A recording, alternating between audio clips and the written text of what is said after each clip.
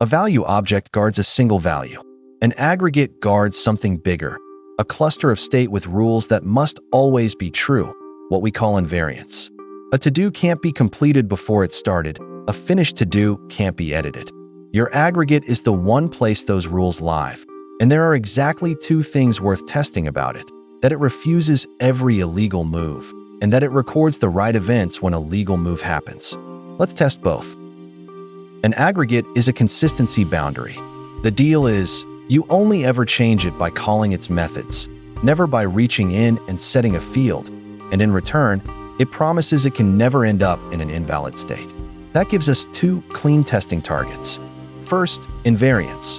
When you ask it to do something illegal, it doesn't throw, it hands back a failure. So you assert on the result, exactly like we did with value objects. And second, events. When a legal change does happen, the aggregate records a domain event saying what occurred, and you assert that the right event, and only the right event, was raised. Refuse the illegal, record the legal. Test both. Here's the aggregate. The invariant is enforced by a state machine.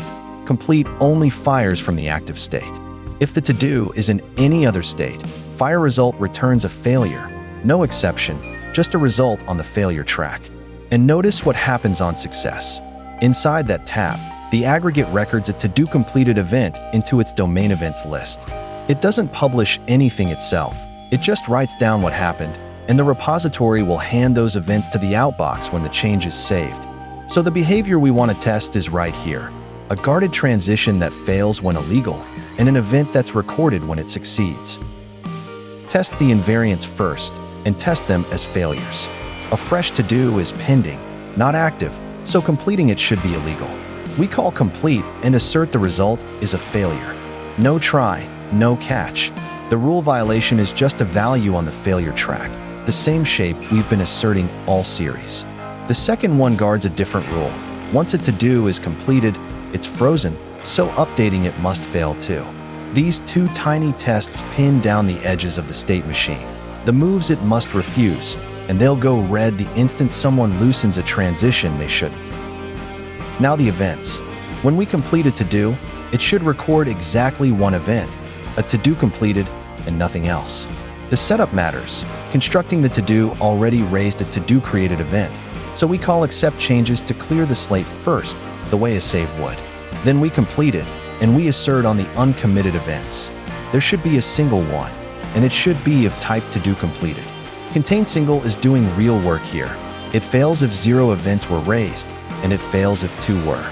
That's how you prove your aggregate emits precisely the events the rest of the system is listening for. There's one more level to test at. In a real use case, the events your aggregate records get captured when the repository saves it, and then dispatched. Trellis ships a fake repository for exactly this. We new up a fake, create a to-do, and add it. On add, the fake captures the aggregate's events into a published events list, the same way a real save would hand them to the outbox. So we assert that adding a brand new to-do published a single to-do created event. Now you've tested the whole chain. The aggregate records the event, and your persistent step actually surfaces it, without a database anywhere in sight. So that's how you test an aggregate.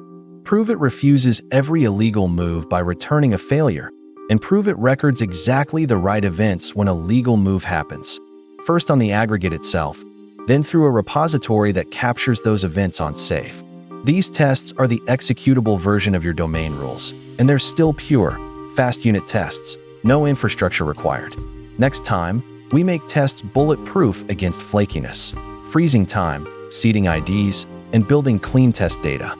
Subscribe, and I'll see you there.